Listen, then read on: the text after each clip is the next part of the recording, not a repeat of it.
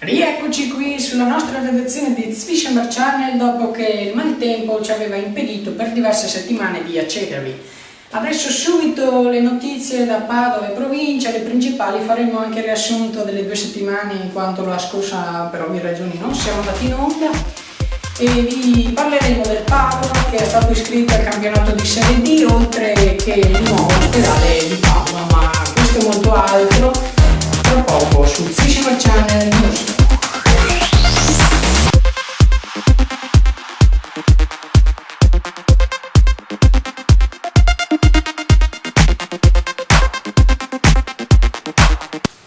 Bentornati su Zwischer Channel, iniziamo subito dallo studio 1 dove appunto siamo tornati. Quest'estate che non vuole proprio arrivare, un luglio così piovoso si dice che non si ricordasse dal 1400, una stagione che più che luglio appunto è estate, pare autunno e mese tipo ottobre, quindi molto differente. Nelle immagini del nostro contributo filmato, questo è oggi il Brentella al confine con il Bacchiglione dove si getta e come potete vedere c'è una fitta nebbiolina, cosa che normalmente si vede al principio dell'inverno, non di certo in questa stagione. Numerosi sono stati gli allagamenti e gli acquazzoni che sono stati quasi tutti i giorni e infatti si denota qui il fatto che il sottopasso della Bretella Boston per Selvazzano continua ad essere allagato e è stato proposto appunto di sostituire l'attuale impianto con uno che assorbirebbe il triplo in più. E finita l'estate, se mai arriverà, su tutto il tratto delle tangenziali di Padova entreranno in funzione i nuovi autovelox, soprattutto su Corso Australia e sulla curva Boston, quindi vi raccomandiamo, se non lo fate già, di guidare ancora più prudentemente.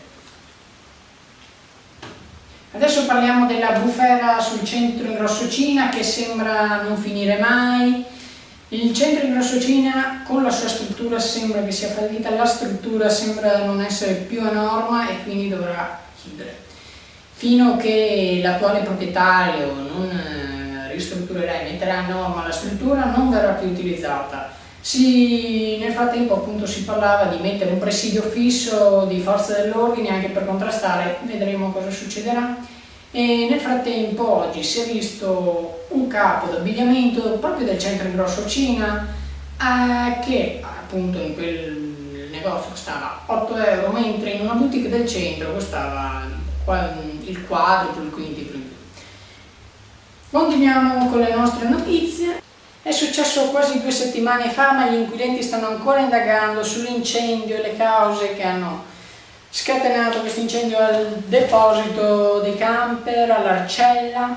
Gli inquirenti stanno tuttora indagando e fortunatamente chi aveva il camper che si è salvato è potuto partire poiché sono stati dissequestrati.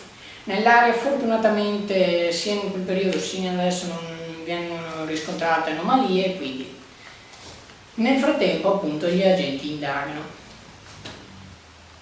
E adesso parliamo del Radar Festival perché sembra che sia stata fatta pace con il sindaco Massimo Bitonci. Questa edizione non si terrà a Padova ovviamente perché non sussistevano i permessi che devono essere dati dalla precedente gestione del comune, ma sembra che appunto l'edizione del 2015 si farà qui a Padova. Continuiamo perché a Saccolongo si è verificato il secondo strano caso di una cenetta in mezzo alla strada. Il fatto risale a 2 settimane fa quando sulle rive dell'Argine delle persone che camminavano hanno trovato una specie di tavola imbandita molto sofisticata e sul posto gli agenti della polizia locale che stanno conducendo le indagini.